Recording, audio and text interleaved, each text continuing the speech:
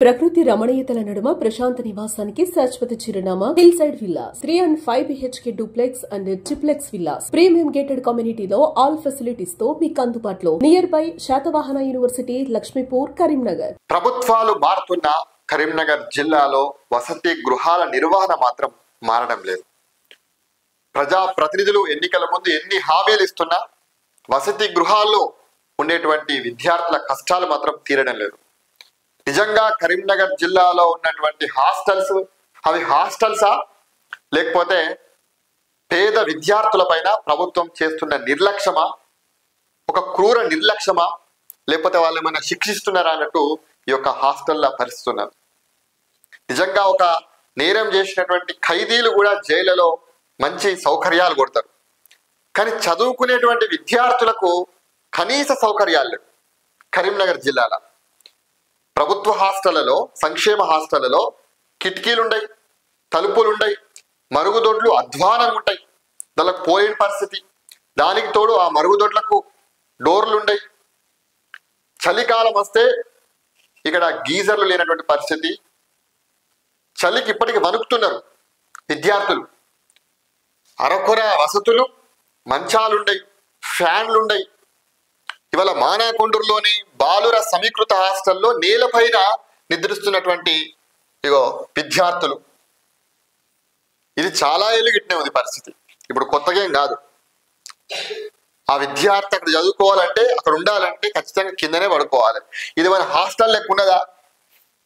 తెలంగాణ ఆదర్శ రాష్ట్రం, పెద్ద రాష్ట్రం, ధనిక రాష్ట్రం. మా కరీంనగర్ జిల్లా తెలంగాణకే తలవానికం అని చెప్పేటువంటి నాయకులు, పార్టీలు ఈ యొక్క మానాకొండూరులోని బాలుర సమీకృత హాస్టల్లో పరిస్థితి ఇది. ఎంత అధ్వానమైనటువంటి పరిస్థితులు ఉన్నాయంటే హాస్టల్లల్లా. అవి హాస్టల్సా లేకపోతే చెత్త కుప్పలా అన్నట్టున్నది. నిజంగా చెత్త కుప్పల మధ్య విద్యార్థులు తప్పనిసరి పరిస్థితుల్లో అక్కడ ఉంటున్నటువంటి పరిస్థితి. ఒక వెంటిలేషన్ ఉండేది, కిటికీలు ఉన్న కాడ వెంటిలేషన్స్ ఉండే, వెంటిలేషన్ ఉన్న దగ్గర కిటికీలు ఉండేవి. ఇంకా చాలా ఉన్నాయి. ప్రభుత్వాలు మారుతున్న సంక్షేమ హాస్టళ్ల నిర్వహణ తీరు మారడం లేదు. ప్రజా ప్రతినిధులు ఎన్ని హామీలు ఇస్తున్నా వసతి గృహాల్లోని విద్యార్థులకు కష్టాలు తప్పడం లేదు. కాలమేదైనా అసౌకర్యాల మధ్య చదువుకోవడం అలవాటు అవుతుంది. జిల్లా వ్యాప్తంగా ఉన్నటువంటి 52 వివిధ సంక్షేమ వసతి గృహాల్లో 3202 మంది విద్యార్థులు ఉంటున్నారు. ఏటా చలికాలంలో వసతి గృహాలు చలిగుప్పట్లో బిక్కుబిక్కుమంటున్నాయి.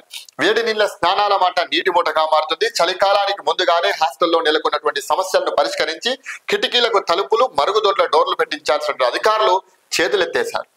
విద్యార్థులు రాత్రిపూట చాలని దుప్పట్లను కాళ్ళతో తన్నుకుంటూ సవరించుకుంటున్నారు. ఇక్కడ ఉండేటువంటి అందరూ కూడా పేద విద్యార్థులే. ఇంత అడ్జస్ట్ అయ్యి ఇక్కడ ఉంటున్నారంటే చాలా పేద విద్యార్థులు. ఆ పేద విద్యార్థులకు మీరు కనీస సౌకర్యాలు కల్పించండి. ఈ ప్రజాప్రతినిధులు ఎందుకు, ఈ ప్రభుత్వాలు ఎందుకు? సంక్షేమ హాస్టళ్లు, గురుకులాలు చాలా వరకు అద్దె గదుల్లో కొనసాగుతున్నాయి. కరీంనగర్ జిల్లా కేంద్రంలోని వసతి గృహాల్లో విద్యార్థుల సంఖ్యకు అనుగుణంగా గదులు లేవు. ఇంటిగ్రేటెడ్ హాస్టల్లో కిందటి ఏడాది పంపిణీ చేసినటువంటి దుప్పట్లు పలుచగా ఉండడంతో రక్షణ పొందలేకపోతున్నారు. విద్యార్థులు నేలపై నిద్రిస్తున్నారు. కొందరు ఇళ్ల నుంచి దుప్పట్లు తెచ్చుకుంటున్నారు. 3 నుంచి 10వ తరగతి వరకు చదువుతూ వసతి పొందుతున్నటువంటి ప్రీ మెట్రిక్ హాస్టల్ విద్యార్థులు చలికి తట్టుకోలేక ఇళ్లకు వెళ్లేందుకు సిద్ధమవుతున్నారు. చలి పెరుగుతుందని దుప్పట్లు పంపిణీ చేసి సౌకర్యాలు కల్పించాలని కోరుతున్నారు. ఎంత చలి ఉన్నది నిజంగా! ఈ నవంబర్లోనే విపరీతంగా చలి ఉన్నది. పెద్ద పెద్ద వాళ్ళే తట్టుకోలేనటువంటి పరిస్థితి. ఇంకా విద్యార్థుల పరిస్థితి ఏంది? కనీసం దుప్పట్లు ఇవ్వలేనటువంటి పరిస్థితుల్లో ప్రభుత్వం ఉందా?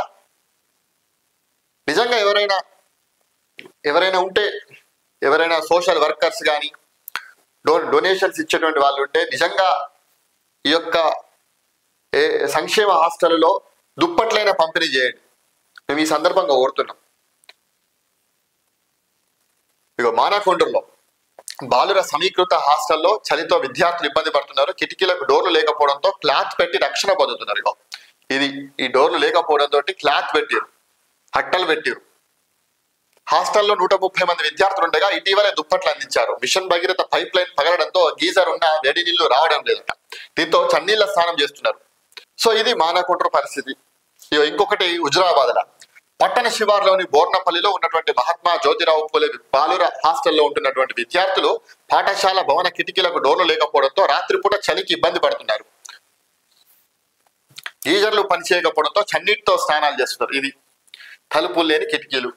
ఇంకోటి చొప్పదండి హాస్టల్లో దోమతెరలు లేని కిటికీలు. చొప్పదండి పట్టణంలోని సమీకృత వసతి గృహంలో గదుల కిటికీలకు తెరలు లేకపోవడంతో దోమలు విజృంభిస్తున్నాయి. దుప్పట్లు కొత్తవి ఇంకా మంజూరు కాలేదు, పాత వాటినే వాడుతున్నారు. 300 మందికి వసతి అవకాశం ఉండడంతో 150 మంది కొనసాగిస్తున్నారు. గంగాధర్లోని ఎస్సీ హాస్టల్లో దోమల బెడద కొనసాగుతుంది. గీజర్ సతాయిస్తుండడంతో చన్నీటి స్నానం తప్పడం లేదు. కొత్త చెద్దర్లు రాకపోవడంతో చలితో ఇబ్బందులు పడుతున్నారట. ఇంకోటి ట్రంక్ పెట్టెలు ఇవ్వలేదు. కరీంనగర్లోని రామ్నగర్ ఎస్సీ హాస్టల్లో 150 మంది విద్యార్థులు ఇంటర్ డిగ్రీ చదివేటువంటి విద్యార్థులు ఉన్నారు. వీరికి 3 ఏళ్లుగా ట్రంక్ పెట్టెలు ఇవ్వడం లేదు. ప్రస్తుతం ఉన్నటువంటి పాత ట్రంక్ పెట్టెలకు మూతలు లేవు. సామాగ్రి, బట్టలు, పుస్తకాలు బెడ్ల మీద భద్రపరుచుకుంటున్నారు. వేడి నీటికి గీజర్లు లేకపోవడంతో చన్నీటి స్నానం చేస్తున్నారు. సో ఎక్కడ చూసినా సమస్యల నిలయాలుగా ఈ యొక్క సంక్షేమ హాస్టళ్లు కనబడుతున్నాయి. నిజంగా చాలా ఇబ్బందులు పడుతున్నారు. చాలా మందికి ఈ యొక్క స్కిన్ డిసీజెస్ వస్తున్నాయి. ఈ హాస్టల్లో నిజంగా కనీస సౌకర్యాలు లేక, నిర్వహణ లేక చాలా మందికి స్కిన్ డిసీజెస్ వస్తున్నాయి, ఇన్ఫెక్షన్స్ వస్తున్నాయి. ముఖ్యంగా చెప్పాలంటే ఈ ఇన్ఫెక్షన్స్ తోటి ఇంకా ఇబ్బందులు పడుతున్నారు.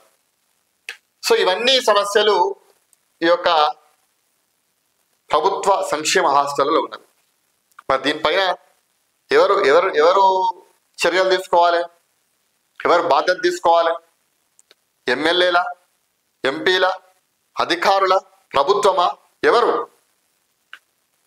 సో ఖచ్చితంగా దీనిపైన ప్రభుత్వం దృష్టి సాధించాలి. ప్రజాప్రతినిధులు, స్థానిక ఎమ్మెల్యేలు ఖచ్చితంగా ఈ యొక్క సంక్షేమ హాస్టళ్లలో విజిట్ చేయాలి.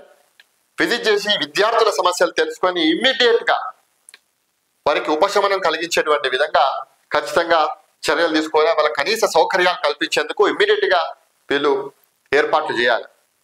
అట్లా చేసినప్పుడే మనం విద్యార్థులకు న్యాయం చేసినటువంటి వాళ్ళం అవుతాం. లేకపోతే ఇది నిర్లక్ష్యం చేసిన కిందికే వస్తుంది. సో మేము కూడా మా సుమన్ టీవీ తరఫున ఇంకా ఈ యొక్క హాస్టళ్లలో నెలకొన్నటువంటి విద్యార్థుల సమస్యల పైన, అక్కడ ఉన్నటువంటి ఓవరాల్ గా ఏంటి పరిస్థితులు అనే దానిపైన ఇంకా క్లియర్ గా 1-2 days లోనే దానికి సంబంధించి కూడా మనం విజువల్స్ కూడా వేస్తాం. ఒకవేళ అధికారులు చర్యలు తీసుకోకుంటే ఇంకా కూడా దీనిపైన రెగ్యులర్ గా మేము ఖచ్చితంగా సుమన్ టీవీలో కూడా ప్రసారం చేస్తాం. అధికారులకు నిజంగా హెచ్చరిక, ఏమున్నా ఇమ్మీడియట్ గా స్పందించి ఈ చర్యలు తీసుకోవాలి, వాళ్ళకి తగినటువంటి ఏర్పాట్లు చేయాలి.